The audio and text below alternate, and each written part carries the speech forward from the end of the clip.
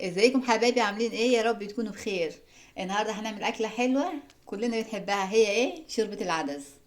المجادير: نص كيلو عدس معايا، آه بطاطسيتين حلوين متوسطين مقطعين، بصلتين متوسطين مقطعين، جزرتين ثلاثة مطمئات مقطعين، فلفل رومي او حامي يعني ينفع، فصين توم. هنا حلة على النار، نحط فيها معلقة سمنة، نضيف الطماطم، الفلفل، بطاطس، الثوم، الجزر، البصل.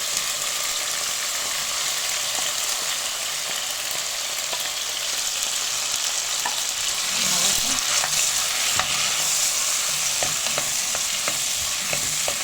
كل المكونات كلها مع بعض. هنضيف بعد كده العدس اللي انا غسلاه ومصفياه، ونحركهم مع بعض.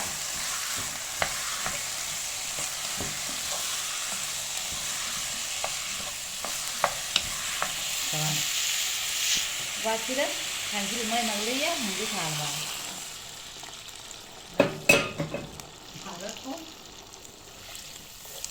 واغطيه لغايه لما يستوي.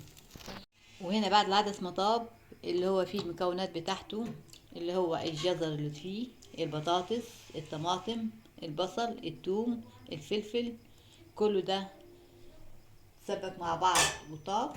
هندل عليه ان انا ايه افرمه. احط الهاند بلند،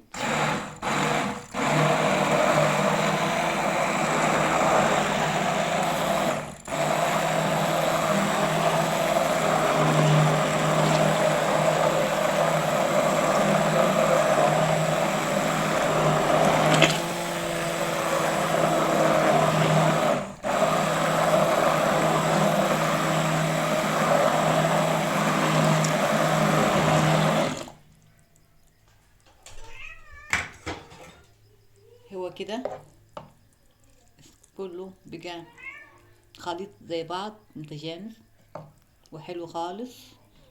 بعد كده هعمل له تومه. هنا بقى هعمل الطشة تحت العدس، شوربة العدس. المعلقة السمنة حلوة كده اهو، هفضي الثوم عليها،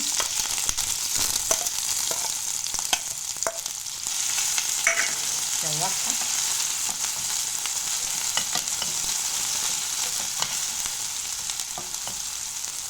احط عليها التوابل اللي هي معلقة صغيرة كمون، كزبرة، فلفل، ملح.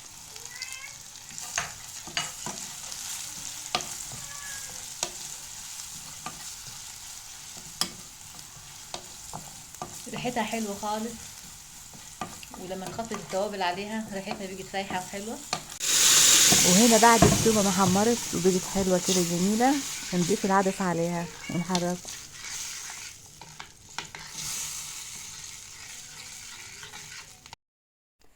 وهنا بعد ما خلصنا شوربة العدس وشكله حلو وطعمه حلو وشكله جميل، وألف هنا وشفا.